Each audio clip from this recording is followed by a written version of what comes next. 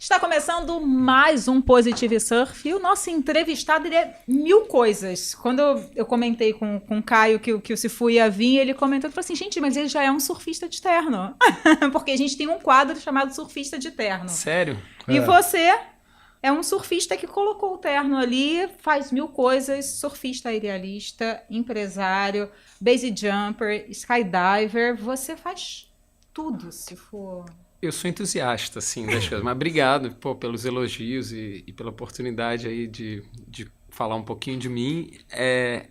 Cara, eu nunca faço as coisas pensadas, assim, acabam acontecendo, assim, mas eu gosto de me aventurar, assim, nessas coisas que acabam virando hobby e depois desse hobby eu acabo me dedicando a ele de uma forma, acho que intensa, e aí, sem querer, ele acaba virando uma profissão eventualmente. Eventualmente não, tem muita coisa que eu já fiz que não dá em nada, assim, mas eu sou um apaixonado, assim, por coisas novas, assim, por experiência e sou nerd pra caramba também, sabe? Gosto de estudar tudo que eu tô me metendo, eu estudo pra caramba, assim, então não é assim sabe, de qualquer jeito Não que eu é entro nas coisas. sorte, né? Não, Porque as não. pessoas olham e falam, nossa, mas ele tem Não, sorte. tem uma Não, frase ele que tem. fala que quanto mais eu trabalho, mais sorte eu tenho, né? Não é isso? É Não verdade. isso, né? Quanto mais você se dedica a uma coisa, assim, mais a chance daquilo ali se tornar ou uma profissão, ou de repente um hobby de sucesso, ou até às vezes alguma coisa que te encaminha para outro hobby, alguma outra coisa. E foi tudo acontecendo sem querer, assim, né? Não foi nada planejado, não, sabe? Então é meio que go with the flow, assim. E como é que tu começou no surf primeiro, assim? Então, eu comecei no surf, assim, cara, quando eu tinha 10 anos de idade. A minha mãe tinha um namorado, assim, já de muitos anos, e ele tinha 2 filhos, assim, que eram meus meios irmãos, assim, e um deles surfava muito bem, assim. E aí eu, comecei a querer praticar aquele esporte. Eu lembro que a gente tinha ido morar nos Estados Unidos junto, né, um ano, todo mundo. E ele tinha uma prancha lá que ele pegava as ondas, assim, que a gente morava num lugar que não tinha onda, mas ele levou a prancha assim mesmo e ele conseguiu, acho que, ir pra Califórnia uma vez, assim. E eu lembro, cara, que eu vi aquela prancha assim, falava, também quero as revistas de surf, aquelas fotos, aquelas ondas lindas, aqueles negócios. E aí eu lembro que eu voltei um pouco antes, assim, né? Ficou todo mundo lá e a primeira coisa que eu fiz foi, cara, arrumar uma prancha. E eu lembro que eu comprei uma prancha lá na Galeria River, usada, assim, era uma...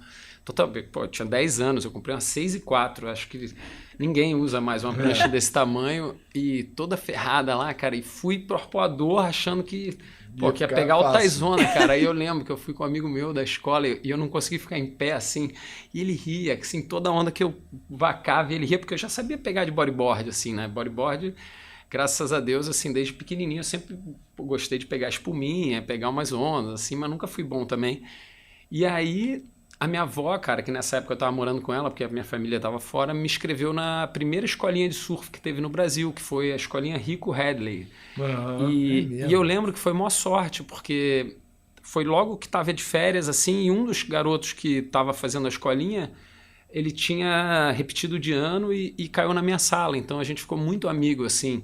E como eu tinha essa relação da gente surfar de manhã e estar na escola, assim, virou meu parceiraço de surf, né? E teu melhor amigo, assim, então durante muito tempo a gente evoluiu, assim, cara, vendo o campeonato junto, indo lá para ver o Mundial na Barra e, de vez em quando, sei lá, eu ia com ele pegar onda, a mãe dele levava a gente, de vez em quando a minha mãe levava a gente para pegar onda, então, assim, foi uma relação muito legal. E tinha o irmão dele também mais novo, que também pegava altas ondas, era um ano mais novo também, era brotherzaço, então foi assim que eu comecei a pegar onda, assim, nunca...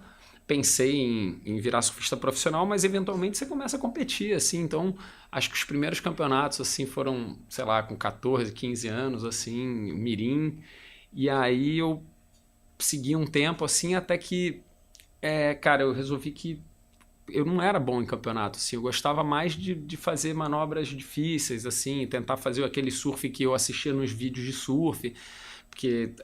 nessa época era assim, vídeo de surf era fita de vídeo, né? Assim, demorava para alguém conseguir, lançava um vídeo novo. VHS, né? VHS. Tinha que alguém conseguir ir para os Estados Unidos para pedir pra tia, pro tio. E ainda tinha NTSC, PAL-M, não sei o que, aí não pegava, e ficava lá, via preto e branco. Gente, você não tem ideia de como era o mundo antigamente. E para copiar, você juntava 2 videocassetes, já copiava, todo mundo já chegava com um vídeo assim, aqueles... Ia tinha gravando que tampar o buraquinho, né? Que ficava as fitas, né? Não, e você acabava errando, aí gravava por cima de um vídeo. Aí, cara, outro dia eu fui ver umas fitas lá, tá no meio de um vídeo, entra outro, aí aí entra o programa de televisão que gravou, assim, cara, mas... E era muito legal, e você assistia tantas vezes aquela fita ali, cara, que ela chegava a perder cor. Teve uma hora que ela tava tocando só em preto, branco, vermelho e azul, assim, parecia um negócio meio 3D. E aí eu crescia, assim, mais sofrendo influência, assim, de vídeo, sabe? Muito mais do que campeonato, assim, porque campeonato nessa época não tinha esse surf moderno que tem hoje, né? Essa coisa. Hoje em dia eu brinco... 1 ou 2 manobras, né? Dá uma batidinha. Ou às vezes quantidade de manobras. Os caras vinham dando batida na espuma até a beirinha, assim, uma coisa totalmente sem nexo hoje. E eu gostava muito mais de assistir outro tipo de surf, assim, até um pouquinho, eu cheguei a pegar o finzinho do Christian Fletcher, muita influência do Taylor Steele e dos filmes da Lost. Eu ia falar exatamente Chris Ward, sabe, essa galera. Você completou o Kerupt e a sua manobra abriu o Campaign 2. Você estava falando da sua paixão por vídeo, eu estou imaginando a sua emoção de ver, tipo... Virou o astro de Hollywood, era o sonho. Não, e foi engraçado, porque nessa época muita gente criticava esse surf que eu fazia, assim, esse surf de aéreo, um surf que o pessoal achava que nunca ia ser incorporado para esse lance de competição. Mas, enfim, era o que eu gostava de fazer, era o que eu queria fazer, sem pensar no resultado, né? Eles falavam que era acrobacia, não era surf. Não, isso não é surf, porque o cara às vezes usa uma onda inteira que dava para fazer um monte de manobra, faz uma linha reta até a junção para fazer uma manobra. Tinha muito essa coisa assim de não aceitar esse tipo de manobra, né? E aí, cara, precisou um gringo, né, que era digamos assim, o Steven Spielberg dos filmes de surf, botar a minha onda. E eu não sabia que ele ia botar a minha onda, eu sabia que ele tinha pedido a filmagem para o Melim e que o Melim tinha mandado umas ondas minhas e de uma galera para ele. E eu não sabia que tinha essa possibilidade, até que o Mickey, que é meu parceiraço, a gente fez um filme junto já, que a gente passou 2 anos viajando, isso eu posso até contar depois. Ele foi na premiere, assim, na inauguração na Califórnia, ele estava morando lá, e ele me mandou uma mensagem assim, falou, cara, você tá no filme do Taylor Steele. Aí eu falei, caramba, sério, tal, já meio que aquilo ali era pra você. Ele falou, cara, você não tá entendendo, você tá na primeira onda. Eu falei, não, aí você tá mentindo. Aí ele, é sério, eu falei, pô, Mickey, nem brinca com essas coisas. Ele falou, não, cara, tu tá na abertura do filme, primeira onda. Eu falei, que isso. Aí ele foi, o filme começou a rolar na festa, né? Ele gravou a tela, assim, o telão e me mandou. E eu lembro, cara, que eu fiquei, cara, acho que a noite inteira, assim, vendo aquilo sem acreditar, a ficha não caía, porque era o cara que eu mais admirava, fazendo, assim, e era a abertura de um filme que estava super esperado, e a primeira onda era uma super manobra, e era eu, como assim, sabe? A ficha não caía. E aí eu lembro que minha mãe chegou lá para falar comigo, assim, e eu mostrei para ela, e ela, tipo, já estava acostumada a me ver em filme de surf, pô, que bacana, tal. Eu falei, cara, tipo, não dava para explicar. Eu fiquei meio que sozinho essa noite, assim, meio que assistindo aquele negócio. Ele me mandou tanto a abertura quanto a minha parte. A minha parte é só 3 ondazinhas naquela parte que é todo mundo, assim, que a gente brinca que é os amigos do diretor, né? Mas enfim, mas aquilo ali mudou minha vida, assim, sabe? Foi o auge, assim, ali é como se no meu segmento eu tivesse sido campeão mundial, né? E aí aquilo abriu bastante portas, e eu até fui, né, depois disso para Califórnia, morar um tempo lá para ver se aquilo ali ia reverberar numa carreira internacional, mas aí eu percebi que não, que pelo contrário, eu acho que eu estava ficando mais apagado na cena toda, e talvez fosse melhor focar a carreira só no Brasil, assim. Então, quando eu voltei, eu pensei melhor, cara, muito melhor eu ser forte numa coisa pequena, que é o surf brasileiro, do que ser um zero à esquerda numa coisa mundial, sabe? Então, mesmo tendo sido, assim, uma coisa mundialmente super... a maioria das coisas que eu fiz, sabe, antes e depois, foi tudo, assim, focado no público brasileiro de surf, assim, acho até... Antes um pouco dessa galera Brazilian Storm, assim, esses eram moleques, assim, a gente, de certa forma, foi um pouco precursor disso, assim, não de campeonato, não de resultado nem nada, mas de aceitação mesmo, assim, tinha muito pouca aceitação de surfista brasileiro em filme de surf, sabe? Hoje em dia não, hoje em dia a gente é a cereja do bolo, sabe? Por mérito mesmo, porque estão surfando demais. Mas era muito difícil, sabe? Acho que eu fui o primeiro ou o segundo, se eu não me engano o Heraldo Gueiros tinha uma onda num filme anterior a esse do Taylor Shield e praticamente não aparecia brasileiro nenhum em filme de surf nenhum do mundo. E ali foi uma quebra de paradigma, assim, de que, cara, e foi muito bom, porque essa galera que não me aceitava como surfista de aéreo no Brasil passou a aceitar, né? É muito engraçado, você ganhou a chancela ali do gringo da noite pro dia todo mundo começou a achar maneiro e começou a se criar até um mercado, assim, em cima disso. Eu acho que eu fui o primeiro free surfer brasileiro, assim, totalmente dedicado a manobras aéreas. Assim, já tinha uma galera no free surf, mas a maioria era surfista de onda grande, ou a galera mais tube rider, assim, que pegava pra caramba em Bali, ou então em Chopo, assim, uma galera tipo Bruno Santos, Steph, assim, que são especialistas, assim, em ondas pesadas. Mas de aéreo tinha poucos, assim, no Brasil. E aí acho que eu fui um dos primeiros, né? Depois o primeiro aéreo que eu vi dentro d'água foi do Dadá Figueiredo. Sim, mas ele na verdade abriu, né? Na verdade ele, e numa época que eu acho que tinha menos entendimento ainda, sabe? Do que era o aéreo, sabe? E com certeza, não, do Dadá Brasil Figueiredo foi o chegava na água, a gente saía pra ver. Eu tava em Saquarema, tava pegando onda. Mas o Dadá ainda era competidor, né? Ele botava no surf. Ele sentia a mesma frustração, acho que elevado à 10ª potência, porque ele era tipo assim... O Dadá Figueiredo é um cara que a gente pode chamar pro programa. Ele é ótimo, cara. Eu adoro ele. Ele é muito à frente do tempo, né? Não, o Dadá aconteceu muito à frente. Se ele Dadá acontecesse hoje em dia, dia, seria incrível. Exatamente. Talvez se ele muito tivesse acontecido... pouco reconhecido. Talvez se ele tivesse... Acho que agora talvez não, porque talvez a juventude dele foi muito hardcore demais pra... Não fora d'água. Tô dizendo dentro d'água. Dentro d'água. Fora d'água mas tá tudo relacionado, né? Acaba que reflete, assim, sabe, um pouco. Mas eu acho que se ele tivesse acontecido, assim, na mesma geração dos anos dourados dos filmes de surf, assim... Lógico que o surf já era outro, mas sendo que ele foi, ele teria feito muito, muito mais barulho do que ele fez na época dele, por conta de... Até na época dele tinha muito preconceito. Não sei como é que foi a carreira internacional do Dadá, mas... Não teve. Entendeu? Mas ele poderia ter ido muito longe, né? E tinha muito também barreira de língua, né? Teve muito surfista brasileiro também que poxa, não se adaptou ao meio. Outra ali. Realidade, né? Outros Hoje tempos, você viu como eles estão falando bem inglês? Super. Todos eles, sabe? Pô, o inglês dos moleques é básico. perfeito. Então, mas é porque hoje em dia aprender inglês é muito mais fácil do que era naquela época, questão financeira, tecnologia e mas tudo. é importante para ser aceito, né? Você vê no UFC também, os lutadores que precisa de tradução são totalmente menos valorizados do que até o Paulo Borrachinha, que fala inglês bem, sabe, amarrado, assim. Ele tem uma audiência gringa muito forte. Agora você pega um Charles Oliveira, que é um cara super animal, que não fala inglês, e ele tem uma audiência muito grande, mas é no Brasil, sabe? Então eu acho que essa molecada, cara, ela fechou o ciclo, assim, perfeito. Ela falou, cara, além da gente surfar melhor que eles, a gente está com o pacote completo para... A gente entrevistou, desculpe, mas a gente entrevistou o Teco, aquele, eu estava lembrando da história que eles foram para o Japão, ele e o Fabinho Gouveia, né? E aí eles chegaram lá para chegar no campeonato, aí eles não conseguiam chegar, porque ninguém sabia naquela época e tal, não sei o quê. Aí quem conseguiu desenrolar no aeroporto foi o Fabinho. Sem falar inglês. Só daquele jeito, Wari, Mari.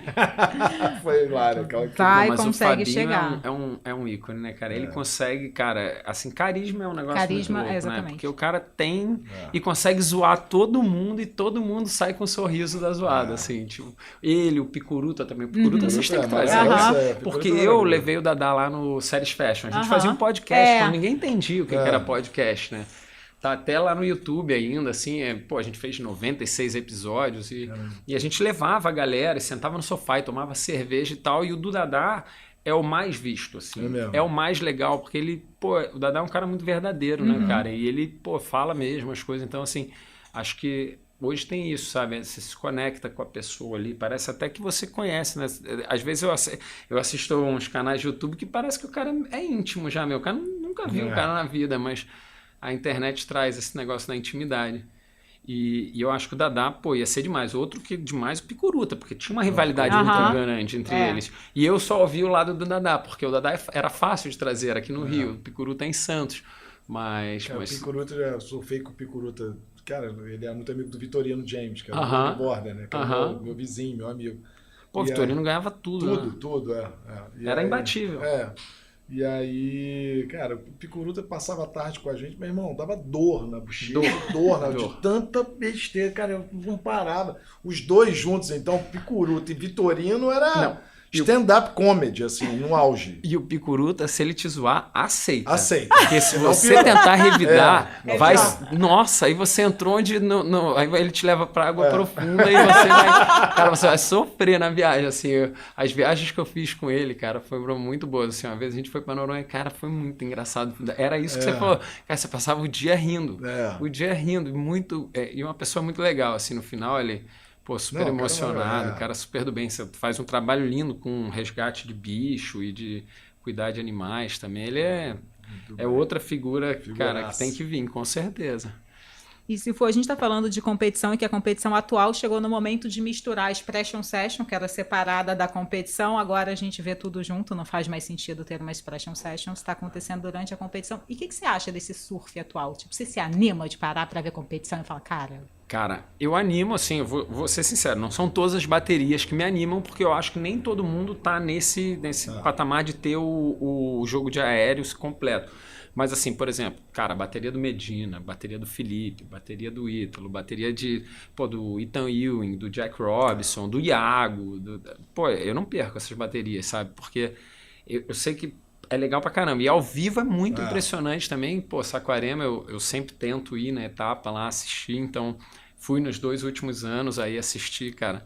Foi muito maneiro esse ano o Iago ter ganho, assim, eu amo o Iago, assim, pra mim é o surfista que mais me agrada, assim, em termos de estilo, assim, de free surf, assim, desse jogo de aéreo, porque eu acho que ele é bem esse cara que saiu dos vídeos e encaixou direitinho ali, tanto que acho que foi essa semana, cara, saiu um vídeo dele na piscina de onda, dessa nova agora que abriu no Brasil, cara, que é um absurdo, assim, o nível de performance e de técnica das manobras, e aí eu acho sim que, cara, isso acontece muito na bateria e é por isso que é tão legal, porque pode ser um momento de virada, pode ser um momento de consagração, tipo do Iago, que fez aquele 10 ali ele fechou a conta, levou para casa. Então, assim, poxa, cara, a gente estava quase cortando o gol, sabe? Tirando que, cara, a praia vem abaixo. Quando o cara acerta um aéreo desse, é o gol, né? Então, assim, cara, era muito... Não entrava na minha cabeça naquela época. E hoje, sim, hoje faz todo sentido. Mas eu acho ainda que vai evoluir. Você estava falando desse surf de aéreo, o air show, acho que ele não morreu, não. Ele está passando por uma fase de hibernação.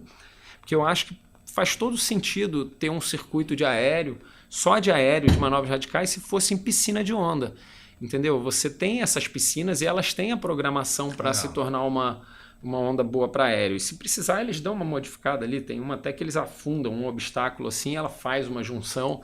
Então, isso faria sentido. Agora, eu não sei como a WSL ia reagir a isso, porque você teria que dividir os atletas, né? E ao mesmo tempo eles têm toda, eu acho que é convênio lá, ou parceria com a piscina de onda, com a tecnologia da piscina de onda do Kelly Slater.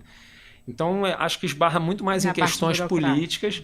E aí você pode sim fazer uma competição que nem a STEB faz de aéreo na piscina, mas sem os Medinas e os Filipes e os Iagos e os Jack Robinson, você acaba tendo quase que um segundo escalão ali. E o legal ia ser você misturar esses caras. O Bellator. Ia ser legal misturar isso para entender quanto à frente eles estão, ou quanto igual, sabe, ou quanto atrás. Mas eu acho que sim, alguma hora vai voltar, ainda mais que eu acho que essa parte de piscina de onda, assim, agora estão construindo uma em Dubai, né, que é Dubai ou Abu Dhabi, agora não sei. Acho que é Dubai. Eu acho que é Dubai, então, é do Kelly. Vai ser a maior do mundo. E a China também tinha entrado nessa também. Não, irmão, eu já fui em Dubai, tem um aquário dentro de um shopping center, que você fala, isso não é aquário. Isso é um Tem tanque. tubarão dentro do aquário, né? Dentro do shopping center. Imagina a piscina dos caras. Imagina que vai ser uma loucura, né? Não, vai ter eles onda... têm estação de vai esqui. Ser tipo onda de Nazaré. Não, eu escutei... Normalmente é maior de onda. Ela vai ser maior. Eu escutei que vai ser, acho que 2 ou 3 pés maior do que a do Kelly, uma coisa assim. Só não vai ser nada muito... Não vai vir um tsunami, não, sabe? Porque 6 até... pés, 6 a 8, talvez. Porque a do Kelly tem o quê? Ó, 4 gente, a só para 6? você que está em casa, você está assistindo a gente. Você está ouvindo o áudio, o Pinguim está aqui. O Pinguim, que estava na semana passada, ele continua. Essa aqui, ó, entendeu? Tempo e espaço, isso aqui não existe. Ele armou a barraca de camping, ele tá tá aqui, dormindo aqui no semana. estúdio. Ele gostou tanto de participar do programa que ele está aqui a semana inteira. É isso, não Mas eu acho que é isso, assim, é mais esse trazer essa e o bom da piscina de onda, um campeonato como esse, que fica diferente do mar, é que você consegue programar tudo, aquilo que a gente estava conversando, né? Hoje o surf ele é muito difícil de vender, porque primeiro é muito longo, né? A janela da competição, assim, nossa, tem vários dias, o dia inteiro de gente na água e a maioria do tempo, mal ou bem, a galera tá remando, tá sentada ali, tá esperando onda. Assim, lógico que melhorou muito com essa coisa do replay, essa coisa das inserções, das matérias, mas não é um esporte. A transmissão da Olimpíada deu pico de audiência, né? Foi um negócio assim que foi muito esperado. Não sei se foi só pelo Brasil, mas tanto o skate como o surf trouxeram uma audiência jovem muito grande para a Olimpíada e deram números satisfatórios. Tanto que o Comitê Olímpico realmente pirou. E eu acho que trouxe marcas também que de fora do esporte, isso é muito importante, né? Beleza que na Olimpíada não podia botar adesivo, mas eu acho que deu uma, sei lá, uma legitimizada, né, no esporte, assim, tipo, tanto que cara, agora eles estão querendo botar o esportes, os games, dentro dos esportes olímpicos, ou fazer uma Olimpíada só de games por causa disso, para atrair o jovem. Porque os esportes tradicionais, eles são para as pessoas mais velhas. Hoje em dia, a molecada... Não, e eu sou entusiasta de game também, me amarro, cara. Não jogo mais, mas assim, joguei muito Counter-Strike, PUBG, e a galera do surf joga pra caramba. Os moleques todos jogam, sabe? Hoje todo mundo joga, hoje não tem essa. Né, e eu não vejo porquê, sabe, não seria um esporte, já que, cara, existe, sabe, reflexo com certeza, sabe, e técnica e coordenação, assim, acho que tem esportes até que exigem mais do seu físico, assim, mas não é só isso o esporte, né? Xadrez eu acho que é esporte olímpico também. Xadrez é esporte olímpico. Então, um monte de coisa. Xadrez também. Acho que usa menos parte física do que o game ali, que o cara tá mexendo o mouse para um lado e para o outro, apertando os dedos ali. E é impressionante, assim, eu assisto o Gaulês lá, que é o streamer brasileiro que faz game, assim, cara, às vezes tem, sei lá, 500 mil pessoas assistindo. Caramba, outro dia bateu 500 mil de pessoas assistindo um evento que estava tendo aqui no Brasil. Então, assim, caramba, os números engolem o surf, né? É outro patamar. Engole o surf. Acho que nunca deu 500, 500 mil de pessoas assistindo uma live do Campeonato de Surf. Estava conversando com um amigo meu que foi chamado para a transmissão dos Jogos Olímpicos, ex-atleta. E aí ele foi chamado pelo Gaulês também. Aí ele falou, pô, o que tu acha?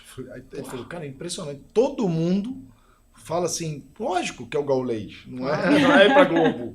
É muito doido. Hoje, antigamente, ninguém pensava, não, eu quero ir pra Globo. Ou o Cazé mesmo, que fez na Copa, né? Foi agora falei, também na Copa Feminina. Falei o Gaulês, não, é o Cazé, eu troquei. O Cazé.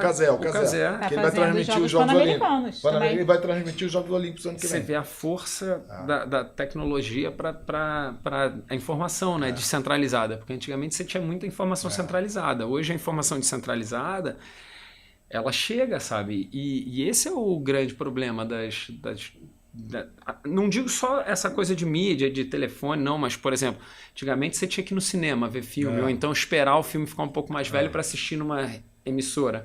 Hoje em dia não, você tem Globoplay, Netflix, Apple, não sei o que, Google, não sei o que, enfim, milhões de plataformas, assim, e para música a mesma coisa. Então, eu acho que acaba que dilui um pouco a audiência, né? Porque você acaba, até mesmo na própria plataforma da Twitch, o Gaulês só consegue falar em português, sabe? Ele tem uma audiência muito grande porque ele é muito grande aqui no Brasil, mas se você pegar todo mundo que está assistindo, assim, ele é o maior, sim, mas tem muita gente transmitindo a mesma coisa pelo mundo, sabe? Inclusive ele é maior do que o oficial, isso é muito louco. Você imagina se eu resolvo lá transmitir, compro os direitos da WSL junto, mesmo preço que a Globo, e começo a fazer em casa, assim, com meus amigos sérios, e de repente você tá maior do que a oficial, cara, isso é muito legal. A WSL tentou fazer isso, ela tinha aquele The Other Guys, né? Que era uma transmissão em pipeline que eles montaram ali numa daquelas casas e você podia assistir. Mas eu acho que, não sei Não número. escolheram direito. Não sei o que aconteceu. Aí esbarra em outras coisas maiores. Vamos pegar carona nesse assunto de mídia para falar do Séries Fashion. A gente estava falando disso antes de começar, fizeram muita coisa, cresceram, vocês estavam tipo... Então... Hibernou, desistiu... Cara, o Séries Fashion foi, cara, sendo muito sincero, assim, cara, foi muito legal, assim, foi uma ideia do Júlio Adler, né? Ele falou, cara, a gente podia fazer um podcast em áudio, sentado num bar, a gente conversando sobre isso. Eu falei, pô, Júlio, não vai funcionar, porque primeiro vai ter muito barulho num bar, vai ter muita interferência, e eu acho chato esse negócio só de áudio. Eu acho que a gente pode fazer com vídeo, até porque ilustrado fica muito mais legal. A gente fazia ilustrado, né? Então a gente falava uma coisa, tinha aqueles memes que entravam, a videocassetada, uma coisa, e tinha um monte de ilustração séria que a gente pegava da própria internet. E aí, cara, a gente começou a dar certo, assim, o pessoal gostando, o pessoal começou a esperar. Só que eu acho também duas coisas. Uma, acho que a gente engrenou num ritmo muito frenético, assim, que fazia quase um por semana. E é difícil, porque o Traquim, tinha as obrigações dele, eu tinha as minhas, o Júlio as dele. E aí a gente começou a fazer, começou a dar certo, e aquilo começou a virar meio que full-time job pra mim, assim, eu gravava na terça. Cara, quarta e quinta eu ficava, tipo, editando, sexta... Era você que editava? Eu fazia tudo, eu gravava lá em casa, editava tudo. A sua casa, eu sei, o Caio comentava daquele momento, eu Uma olhava bagunça, os vídeos, eu falei, gente, caramba. cerveja, que E aí, delícia, tipo, final vamos de falar. semana, eu ia muito pra São Paulo, na época eu namorava uma menina de lá, então quando eu voltava na segunda-feira já tinha que começar aquela coisa, eu não conseguia mais... E aí, cara, tava sendo muito pesado, assim, pra mim, e aí eu, cara, tava um pouco, sabe, cansado e acho que faltou um pouco de consistência também da galera de chegar junto cara, sabe, sei lá, meio que me ajudar a organizar, porque acho que a gente estava num caminho que a gente não sabia para onde a gente estava indo também. E aí eu também me sentia responsável pelaquilo dar certo. E em algum momento eu acho que, sei lá, eu cansei, sabe? Falei, cara, eu queria escrever um livro para contar histórias onde os capítulos são contados pelos próprios personagens. Então eu vejo Séries Fashion assim, foi muito legal fazer, foi uma contribuição que eu deixo aí para o surf, são histórias que talvez fossem ser perdidas e que tá lá, o problema é esse também, super desorganizado, tem plataforma no Vimeo, tem no YouTube, tem no canal off, tem um episódio perdido pela internet inteira. Mas assim, são vários capítulos de histórias que eu também sou ouvinte, sabe? E tô escutando do próprio personagem. Então é muito legal, assim, eu vejo que foi muito bacana. Mas eu acho que naquela época a gente não tinha muita ideia do que fazer com aquilo, ou remunerar aquilo, capitalizar aquilo. E eu cansei mesmo, foram muitos episódios e tava difícil, assim, para mim. Eu tinha que fazer outras coisas, sabe? Eu tinha que levar a minha carreira de surfista e aí eu ainda estava fazendo programa no off de base jump, de outras coisas que foram aparecendo, e estava difícil conciliar tudo. E aí eu acho que eu preferi dar um tempo. Sim, a gente até tentou voltar algumas vezes assim, mas eu também, cara, já não tinha câmera, já não tinha mais microfone, a tecnologia tinha melhorado muito. Hoje em dia os podcasts, e eu falava isso, cara, o nosso maior problema era sempre com áudio, cara, porque imagem, cara, a maioria das vezes o cara não tá nem olhando, sabe? Mas um áudio bom, limpo, assim, a pessoa fica grudada ali escutando aquela história. E a gente tinha muito problema com tecnologia, assim, e tinha muitos que ficavam com áudio ruim, outros que ficavam com áudio bom. Então, assim, foi muito na fase experimental do podcast. Hoje em dia eu acho que o podcast encontrou um formato mais decente, assim, sabe, mais profissional, e as pessoas também entenderam mais. Eu, por exemplo, no caso eu não escuto música quando eu estou viajando, eu escuto muito podcast, assim. Eu boto no rádio, cara, e venho ali dirigindo e a viagem passa muito mais rápida e parece que eu vivi várias experiências, parece que eu li um livro, assim, uma coisa... Então é muito bacana, assim, eu escuto música, mas assim, muito podcast também, acho que mais até, digo meio a meio para 60-40, assim. E aí, surf, base jump, como é que é? Pular num prédio, é isso?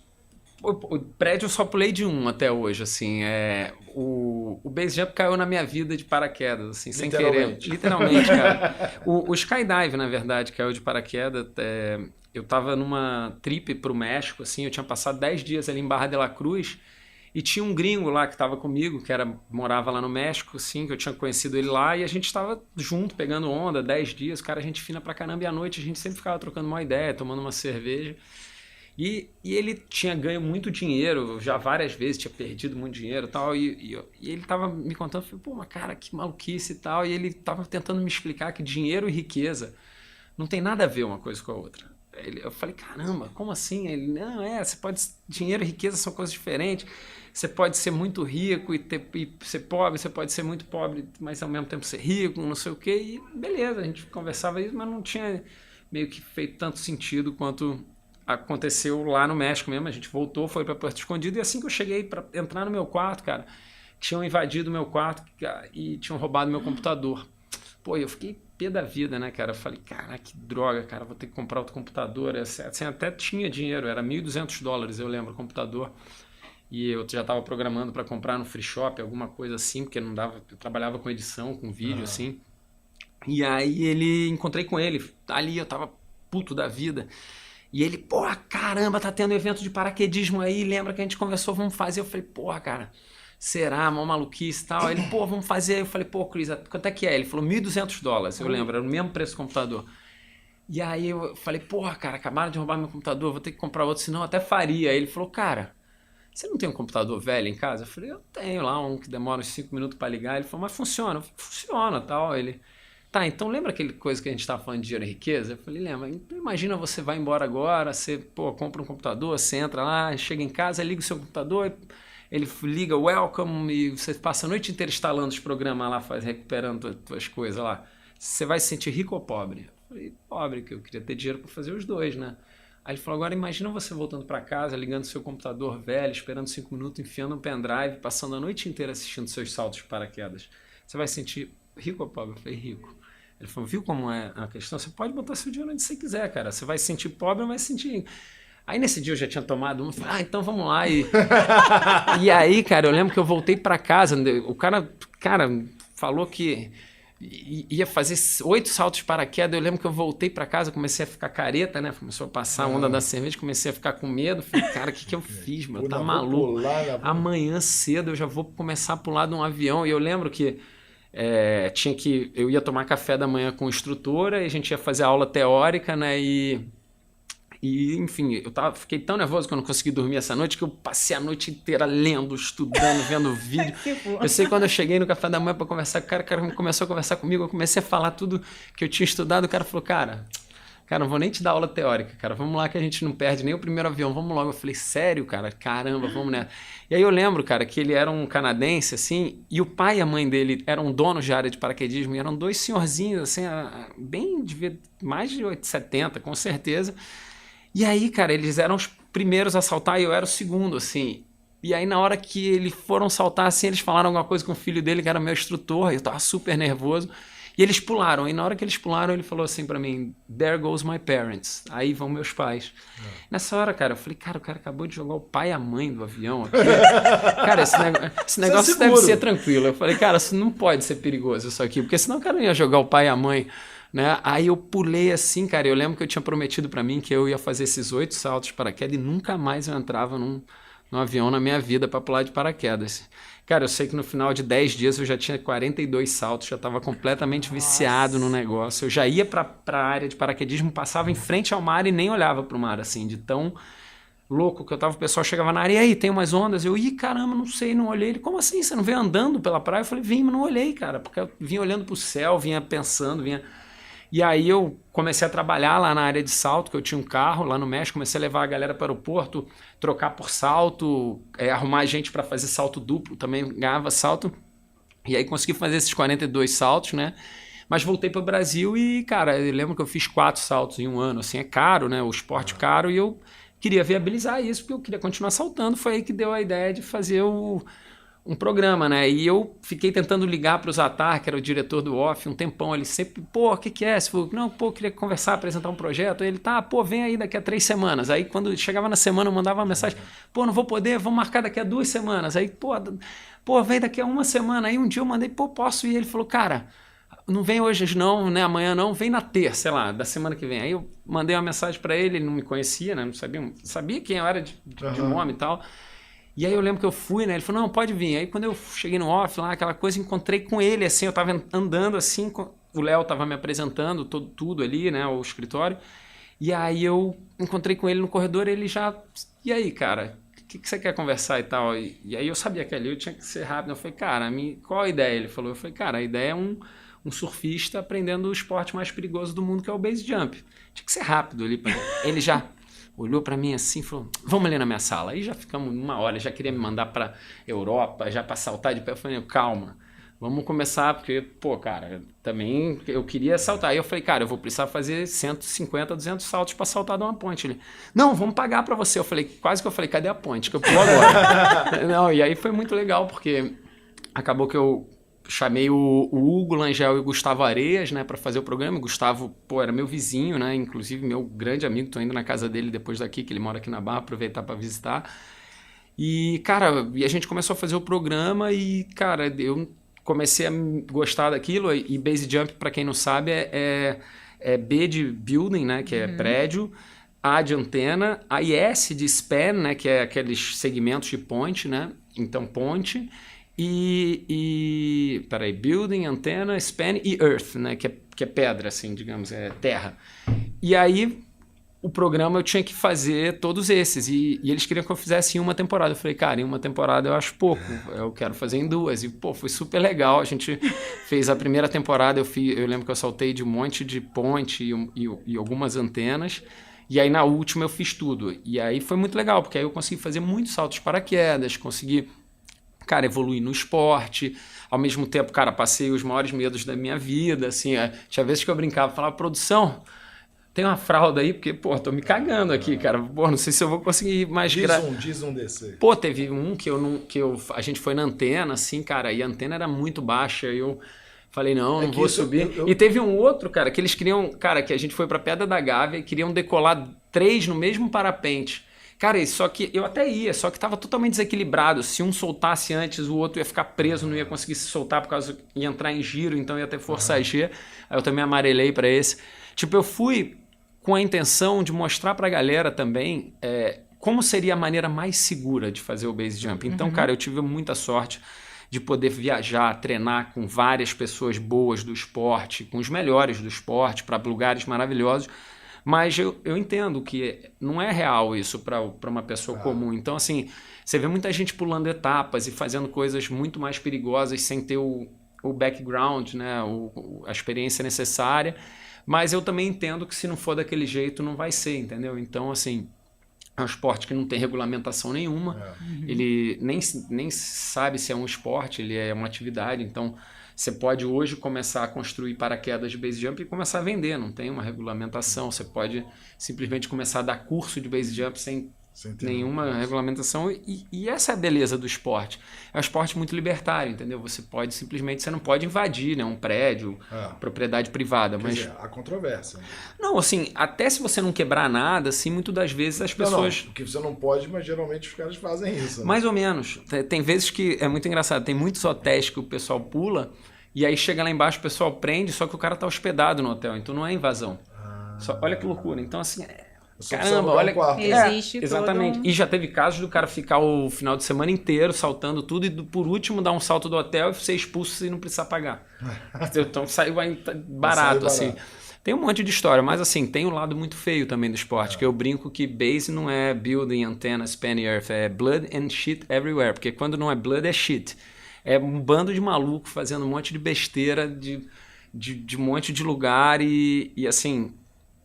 tem um lado feio do esporte. Morre muita gente. Do Guipado, né? O Guipado é demais, ele é ótimo. O cabelo verde que ele é demais. Luciano Rua, que fez fera. E a gente morou no mesmo prédio, né? Aí um belo dia, né? Eu tô vendo, acho que era o Off, que ele tinha um programa 1000 anos atrás, aí eu tô vendo o Off, aí eu vejo assim, eu falei, ele, não, então eu vou tomar um cafezinho, ele no apartamento dele, que era igual ao meu, né? Tudo igual. E acho que agora eu vou dar um salto. Aí eles vai só pegou o elevador, só falei, não, ele não vai pular daqui do prédio. Aí pulou, né, do prédio, né? Aí depois ele passando pelos porteiros e falando, opa, tudo bem? Ele, nossa, seu Gui, isso é maluco, ele era o senhor. Não, você sabe aquele cara que viralizou na internet que falaram que comprou um paraquedas no Mercado Livre, testou da varanda. Não vi isso. Tem um vídeo aí na internet. Esse cara, na verdade, ele é paraquedista, ele salta, mas ele comprou um apartamento para isso. Ali Sério? ele comprou para isso. Ele viu ali na cidade dele um prédio desse que tinha um terreno vazio em volta, comprou um apartamento lá no alto para ficar pulando da A janela. gente fechou, na Nossa, época eu era que empresário do loucura. Jota Quest, a gente fez o que eu também não entendo, que é uma música, um videoclipe, e aí é uma história de amor e tal, não sei o que, e o cara pula, o cara se mata. Qual música é essa? Essa é mais uma carta de amor, aquela do Jota Quest, Sei. e que o cara pula do edifício Itália, Aham. lá em São Paulo. Sim. E aí a gente grava um videoclipe lá, e aí eu chamo o Gui, a gente chama o Gui, né, nosso amigo, e ele faz o salto do cara, o cara se matando do prédio. O cara briga com a mulher e tal, não sei o que, a história é mais ou menos essa. Aham. E aí ele pula, depois procura, até meio preto e branco, é bonito pra caramba, direção do Pietro Sargentelli, é muito bom. E ele pula, né, no Teatro Itália, então quer dizer, além de gravar um videoclipe todo, a gente preocupado com o cara, né? Aham. E aí ele pousa ali, tem que sair correndo, tem que ter um carro, porque a polícia vem atrás, não sei o que, aquela coisa toda. E tem um montão de fio, de alta tensão, é uma cidade, São Paulo, está no centro da cidade de São Paulo. Isso é uma Não. loucura. E depois ele fez pro Luciano Huck. Fez. Depois. E teve também um pessoal que saltou lá também. É. Aí também não é invasão, tá? Eles foram no restaurante lá em cima, jantaram, pagaram a conta e pularam. O que você não pode fazer é tipo dar um calote. Tipo ir lá, pedir um negócio. E subir Agora correndo. teve um mais louco ainda, esse até morreu esses dias aí. Que saltou do Dois Irmãos, pousou em cima do Sheraton, né? Você viu esse? Aí a galera, o segurança vem, ele, não, peraí, esqueci minha GoPro ali, ele sai correndo, joga o paraquedas pra fora e pula com o paraquedas aberto. E o Nossa. paraquedas abre ali. Mas é assim, por exemplo, esse aqui já não tá entre nós, assim, morreu É um dos o- últimos Ele era agora, muito- assim. Assim, o que Então, a mas gente... é um limite do nível de adrenalina, né? Se for que isso é muito pessoal e convivendo com várias pessoas, a sensação que eu fico às vezes é que é um prazer que tem com a adrenalina, que às vezes eu falo, gente, É quase uma droga, né? não tá perdendo Não. o limite? Será que não tem uma E sabe o que é o dose? pior? O cara tá tão feliz, tão realizado, que vale a pena se ele morrer daquele jeito. Ou seja, é ruim, é muito egoísta. Porque é muito feio pra quem fica. Tipo assim, pra quem morre, cara, porra, banana, foda-se. Só que o cara morreu, acabou. Mas pra quem fica, cara, os amigos que tem que ir lá explicar pra namorada, explicar pra mãe, pro pai, levar corpo da Europa pra cremar, jogar cinza, pô, todo aquele abalo. Pô, tem vezes que, cara, sabe, o pessoal até para, sabe? Eu parei 4 anos de saltar porque perdi um amigão saltando. E aí o Brito, né, o Fernando Brito lá, de base, da Pedra da Gávea. E ele era o cara que eu seguia os passos e falava, cara, eu não vou morrer porque eu vou seguir todos os passos desse cara, que é o cara mais casca grossa, e esse cara, ele é imortal, ele não vai morrer. Brincava que ele era imorrível, né? E aí ele foi lá e morreu. E aí aquilo abriu meus olhos e falou, cara, se um cara que eu achava que era o meu guia, o meu sabe, minha inspiração, o meu mentor, e assim, o cara que eu ia seguir os passos morreu e eu considerava ele muito mais capaz do que eu para isso, então significa que eu também vou. Mas depois, com o tempo, assim, a gente vai vendo o esporte evoluir, vai vendo, sabe, os mesmos erros sendo cometidos e eles sendo, digamos assim, corrigidos ou pelo menos entendidos a ponto de quem quiser não repetir, não repete. E a gente vê, é meio cíclico, assim, 4 anos... fica tudo bem. Aí vem um ano que vem uma nova geração aí, começa a puxar os limites, aí começa a morrer assim, toda semana, assim.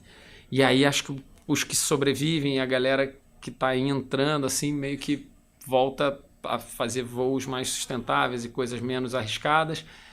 E aí depois parece que todo mundo esquece tudo de novo e vem uma nova geração e começa a morrer todo mundo. Então, assim, é meio cíclico e a gente tem grupos, né, de Facebook principalmente, que todas as mortes são debriefadas, assim. Então, a gente meio que é uma comunidade pequena, que todo mundo se conhece, que se conhece pelo menos de online, mas que todo mundo tenta se ajudar para não ir mais gente, entendeu? E no início da aviação também era assim, né? Morria muita gente. Então, assim, eu acho que como é um esporte muito novo e não é regulamentado, e eu acredito que não deva ser, tá? Eu acho que a pior coisa que tem é regulamentar isso, porque vai ser pior, eu acho que vai ser ruim, mas é um esporte que mata pra caramba, assim, que tem esse lado feio que mais mata e que ainda estamos entendendo o que dá e o que não dá. Você acha que regularizar vai restringir? É nisso que você acha que você vê Vai negativo? ampliar.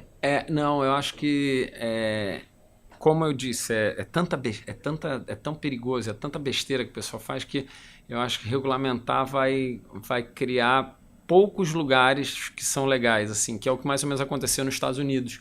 Nos Estados Unidos hoje você tem uma ponte que você pode saltar o ano inteiro e você tem outra ponte que pode saltar um dia no ano.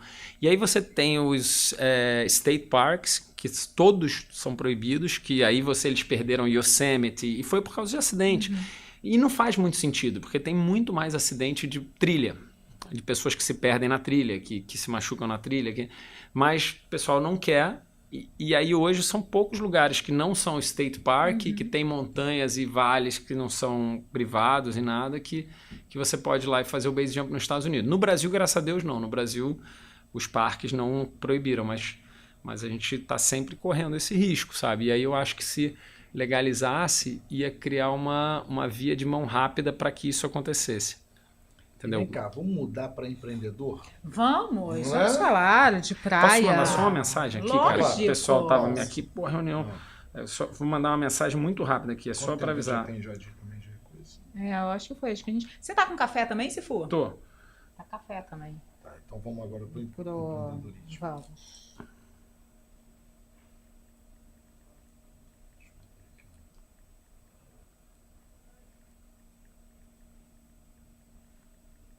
Comercial? Comercial, Comercial rapidinho. O off tava assim, né, Ciro? Hein? Tava Ah? assim. Nessa época estava... Era só assim, ó. Quer ir pra onde? Quer fazer o programa da onde? Ah, O off tava assim. não era? Deixa eu pegar um cafezinho. Pronto, tô pronto. Quem pegou a verba pegou essa época. Os caras marcam uma reunião de coisa agora. Eu não vou. Galera, vai, não. O Marca business. Você hoje, tava ó. falando com do Taylor Swift. Eu trabalhei com o Taylor Swift na Havaí. Ele é muito legal. Bora? Vamos. Então vai lá, Chance, que eu tô falando de Empreendedorismo. Se for, e vem cá, conta pra gente essa guinada, né, ser empreendedor. Quer dizer, não é uma guinada, você já estava dentro de você a vida toda, mas aí você, o primeiro negócio foi a cerveja, é isso? A praia? O primeiro negócio, assim, eu trabalhei muito com serviço, né, assim, trabalhava muito com audiovisual, Aham. gostava de editar, eu era locutor da WSL, fazia papel de narrador também para campeonato local e WQS. Eu sempre trabalhei com essas coisas, fazia surf, né, que também é um serviço, Aham. normalmente, você é um promotor de Não, mas vendas. saindo assim do mercado e indo para um produto. Então, mas aí foi sem querer, assim, né? Que vou ter que começar do começo a história da cerveja, assim. Eu sempre gostei de tomar cerveja. Aí, até só, aí nós temos algo em comum. só que cerveja pra mim é igual areia, assim, na praia. Você não chega numa praia e fala, nossa, isso aqui é granito, isso aqui é arenito, isso aqui é calcário. É areia, pô. Aham. E cerveja pra mim era cerveja. Não tinha isso de cerveja artesanal, estilo. Tá acostumado a comprar cerveja com a promoção. Qual é a mais barata? Uhum. Aquela ali? Pô, então é aquela ali. E beleza, sempre foi ótimo isso na minha vida, não tinha problema nenhum com isso, até que, pô, eu fui pra Califórnia a primeira vez e eu tinha acabado de entrar num patrocínio novo, que era a Volcom, e a Volcom fazia um campeonato na Califórnia todo ano. E aí eles me chamaram, falaram, cara, vai lá que você tem uma vaga lá. Eu peguei, arrumei uma passagem de milha, foi uma loucura, cara, voei Rio, São Paulo, Nova York, Denver, fiquei 10 horas lá, não sei, 20 horas no... Cara, cheguei na Califórnia só com a mochila e umas pranchas, a mala, né, e o Trequinho, que é meu amigão, que também era da Volcom, né, do mesmo patrocinador, foi me buscar na Califórnia, me buscou no aeroporto e falou, e aí, pra onde eu te levo? Você vai ficar onde? Eu falei, cara, não sei, cara, não tenho ideia de onde eu vou ficar. Ele falou, cara, eu tô ficando na casa do Newton Batista, fotógrafo brasileiro, super... Niltinho, ídolo, que fez a arte local, lembra da arte local? Aquela marca, ele tá morando na Califórnia. Pô, vamos lá, eu tô na garagem lá, tem outro sofá lá, vou ver se pode cair lá. Só que o Newton tinha um restaurante, que era o Taco Surf na época, e a gente passou lá porque ele tava lá. E aí, falei com ele, ele falou, não, pode ficar lá em casa, é um prazer e tal. E o Trequinho chegou e falou, pô, então vamos comemorar, que você chegou, já era do lado da casa, assim. Falou, vamos tomar uma cerveja e tal. E pegou, foi no bar e trouxe 2 copos, assim, de cerveja, uma cerveja turva, assim, cara, com uma rodela de laranja. Falei, Trequinho, o que é isso? Ele falou, cara, isso aqui pra mim é a melhor cerveja que tem aqui, é uma Witbier, é a cerveja com trigo, não sei o que. Eu, caramba, cara, tem certeza que isso é cerveja? e prova, cara. E eu lembro que eu dei um gole assim, cara, falei, caramba, que coisa boa, cara, que delícia, cara. Eu nunca imaginei que cerveja fosse ser gostoso desse jeito. E aí, cara, foi aí que eu fui apresentado para cerveja artesanal. Aí começou a estudar. Aí comecei começou a estudar. Não, pelo contrário. Aí eu comecei a beber cerveja, mas quando eu voltava pro Brasil era Pilsen normal, aquela cerveja ali. E aí, cara, eu ia pra Califórnia, só queria provar cerveja artesanal. Não tinha muito essa cena de cerveja artesanal. Até tinha, cara. De vez em quando eu comprava uma Colorado, assim, mas, cara, era muito caro. Era tipo R$30 uma garrafa de 600 naquela época. Tipo, a gente comprava uma ou duas, tomava, mas depois ia pra barata. E aí, cara, em 2012, a gente ia todo ano, tá? Isso foi em 2005, a primeira vez que eu fui. Em 2012, a gente foi pro mesmo campeonato, aí a gente tava ficando no hotel nessa época, e quando acabou o campeonato, ali, entrega de prêmio, pódio e tal, um dos caras que era da Vulcan também falou, pô, galera, passa lá em casa, vou dar uma festa aí no final do campeonato, um after party aí, vamos lá e tal. A gente, pô, beleza. A gente foi pro hotel, tomou um banho, foi pra casa do cara. Quando eu cheguei lá, falei com todo mundo, cheguei na cozinha pra pegar uma cerveja, achei que ia ter um cooler, né, cheio de cerveja, latinha, garrafa, long neck. O cara olhou pra mim, pô, que legal, quer uma cerveja? Ele foi na geladeira, assim, cara, e tinha 3 torneiras na geladeira dele, assim, na porta, do lado de fora. Ele pegou um copo, puxou um negócio, aquela tap handle, né, do chopeira, que era na geladeira, me serviu, eu tomei uma cerveja boa. Eu falei, cara, o que é isso aí? Ele falou, cara, cerveja caseira que eu faço aqui em casa. Eu falei, como assim tu faz cerveja em casa? E até então eu achava que para fazer cerveja você precisava ter aqueles tanques, aquela fábrica enorme. Ele, não, faça aqui na panela, fermento numa geladeira que eu tenho ali. Eu falei, não, cara, me mostra isso aí que eu quero ver esse negócio. Ele foi super gentil, me levou, cara, me mostrou a garagem que ele fazia, tudo. Cara, eu passei um tempão conversando com ele, aluguei ele quase que a festa inteira, coitado. E, cara, eu voltei pro hotel esse dia, obcecado, já entrei no eBay, né, que é tipo Mercado Livre de lá, já comprei a torneira, chegou no dia seguinte, eu ia embarcar 2 dias depois, já voltei para casa, entrei em casa, já catei uma furadeira, meu irmão, já furei a geladeira, já instalei uma torneira, já fui numa lojinha, comprei uma panela de feijoada, daquelas grandes, e fui juntando os acessórios, não estudei. E aí foi muito engraçado que ele falou pra mim que ia demorar 4 horas pra fazer uma cerveja. Cara, primeira que a gente fez demorou 9 horas, deu tudo errado, transbordou, sujou tudo. Mas no final, cara, conseguimos botar pra fermentar e começou a fermentar. Eu falei, pô, beleza, deu certo. E quando terminou de fermentar, cara, eu liguei pra vários amigos meus, chamei lá em casa, galera, fiz cerveja, chega aí, vem provar, todo mundo, a tal hora. Pô, foi chegando a galera lá em casa, quando, porra, chegou a galera, eu falei, agora vamos provar a cerveja. Servi todo mundo, né? E aí, cara, foi um quê de pessoal cuspindo cerveja pra tudo, que ela, que nojo, que porra é essa, que coisa horrorosa, tal, não sei o quê. E eu também não consegui beber, o pessoal, caraca, não quero beber isso não, cadê a cerveja? Não tinha cerveja em casa, que eu achei que tinha dado certo, né? E aí, cara, expulsei todo mundo lá de casa, fomos pro bar e passaram a noite inteira me zoando. Porra, o cara chama a gente pra beber cerveja. Eu lembro que nessa época eu fiz uma IPA, né? Uma Pale Ale, que é mais amarga. Só que, cara, tava muito amarga. E ninguém conseguiu beber, e apelidaram ela de Yakult de boldo. E aí eles passaram a noite inteira me chamando, porra, o cara faz cerveja, Yakult de boldo e não sei o quê. E aí eu voltei pra casa triste aquele dia, né, tinha sido motivo de chacota a noite inteira, fiquei de jogar fora aquela cerveja, não joguei. Passou 2 dias, não joguei fora, passou uma semana, 2, não joguei fora aquela cerveja. E aí um amigo meu, que é meu dentista, o Pedro, chegou na casa e falou, porra, aquele dia, cara, queria ter vindo aí provar a tua cerveja, pô, tava num congresso, não sei aonde, não deu pra eu vir. Falei, Pedro, cara, não perdeu nada, cara, a cerveja tá ali na geladeira, a cerveja tá horrível, mas se você quiser pega um copo e se serve ali, cara. Aí eu ia jogar fora, mas esqueci, tá aí, jogado aí. Ele foi lá, não, quero provar, pegou um copo, se serviu, olhou pra mim assim, deu um gole, não fez cara feia. Aí eu já achei aquilo estranho, tava olhando de longe, ele deu outro gole e falou, cara, não sei o que você tá falando, essa cerveja tá boa pra caramba. Eu levantei correndo, peguei o copo da mão dele, dei um gole, a cerveja tava boa. E foi aí que eu descobri que cerveja não tem que só fermentar, ela tem que maturar, entendeu? Porque eu não sabia que tinha que maturar. Eu falei, fermentou, tá pronta.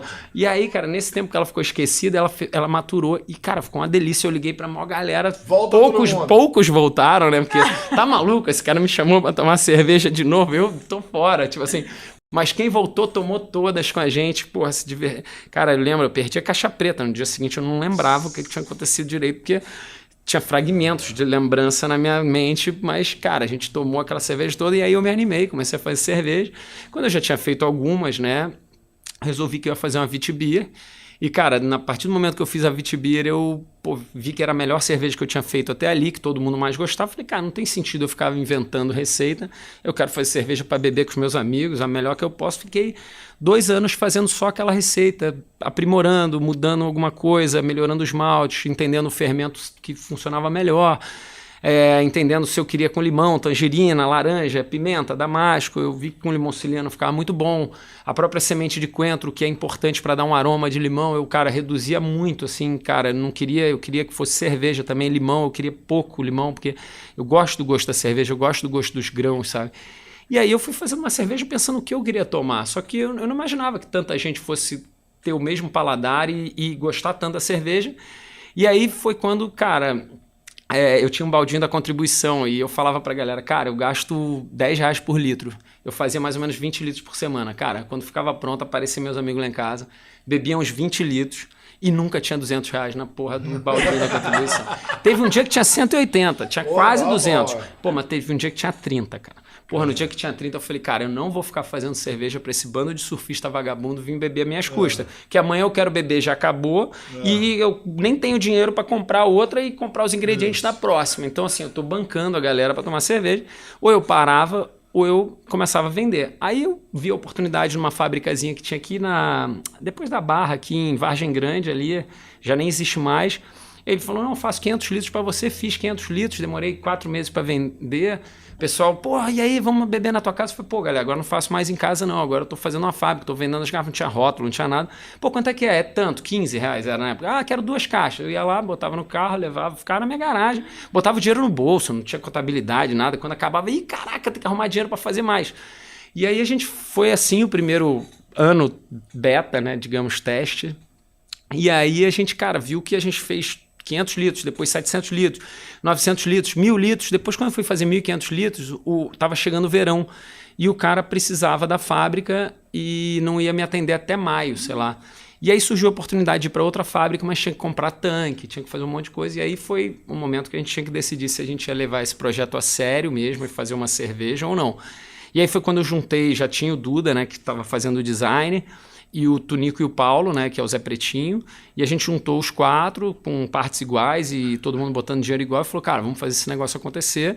E a minha ideia foi muito engraçado, a Praia, a marca já tinha assim, a ideia de ser uma marca de surf e tal, e foi sem querer que eu vi que pô, a marca de surf, cara, era um produto muito legal, assim, era muito bem vendido, sabe? As marcas vendiam, pô, um cara, uma menina, altas ondas, aquele lugar maravilhoso, você queria aquilo.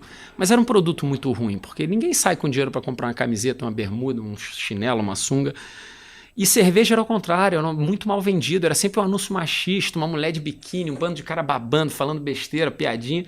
Só que é um produto muito bom, que todo mundo consumia pra caramba e tinha recompensa. Eu falei, cara, como é que eu pego um produto que é muito bom e muito mal vendido e vendo igual aquele produto ali que é muito ruim, mas é muito bem vendido? E a Praia surgiu assim, é uma marca de surf, né, que vende o lifestyle, vende tudo, mas em vez de fazer bermuda, camiseta, coleção, modelagem, estampa, cerveja, uma receita, sabe? E começou com uma só, sabe? Então era single product, não tem que ficar inventando coleção de verão, coleção de inverno, coleção de não sei o que, boa estampa.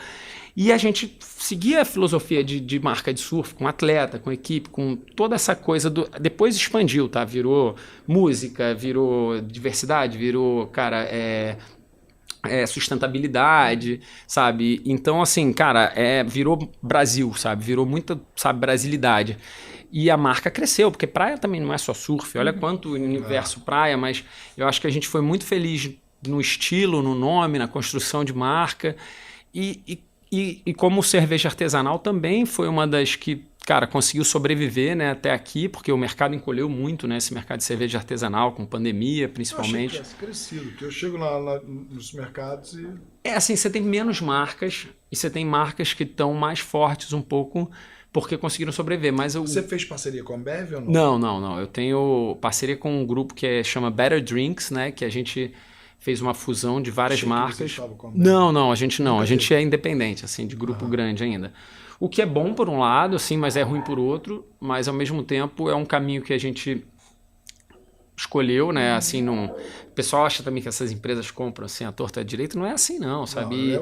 E é cheio, de objetivos, sim, do Cello, né? Do Cello, Sim, Eu e ele acho hoje que tem a carioca. Camolese, que, cara, tem altas cervejas, que é uma experiência alucinante ali no Jockey também, quem quiser ir lá. Putz, esse mundo de cerveja até Vocês danado muito. vocês abriram um bar, não A foi? gente tem um bar dentro do Zona Sul, né? E todos não, mas alguns Zona Sus tem meio que um bar da praia, assim, que nada mais é do que o nosso chopp, que é a cerveja não pasteurizada, né? Porque o pessoal Sim. pergunta, qual a diferença entre cerveja e chopp? É só a pasteurização, né? Que a cerveja, quando a gente bota na garrafa, ela ainda é chopp, mas ela fica 45 minutos a 85, 90 graus, para que tudo seja, sabe, morto ali, então ela aguenta 9 meses na estante, não precisa de nada. Já o chopp não. É fresco, Ele é igualzinho, estava no tanque, é tudo que está ali, as leveduras estão vivas, né? Então ele precisa estar sempre refrigerado.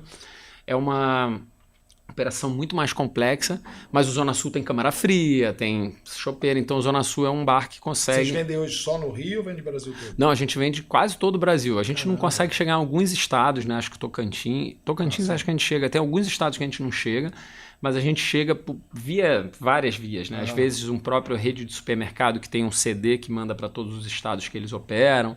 No final você acaba achando, é muito legal, porque muitas vezes eu recebo uma foto, caramba, achei aqui em Maranhão, achei aqui em Maceió, achei aqui sabe, em lugares que você fala, nossa, cara, não faço ideia, cara, como é que isso daí chegou aí.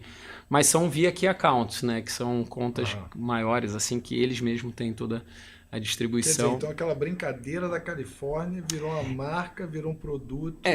Eu acho que, assim, a brincadeira de fazer cerveja e a necessidade de um plano A, porque o surf, eu falo isso para as pessoas, ele é um excelente plano B, enquanto você não sabe qual é seu plano A.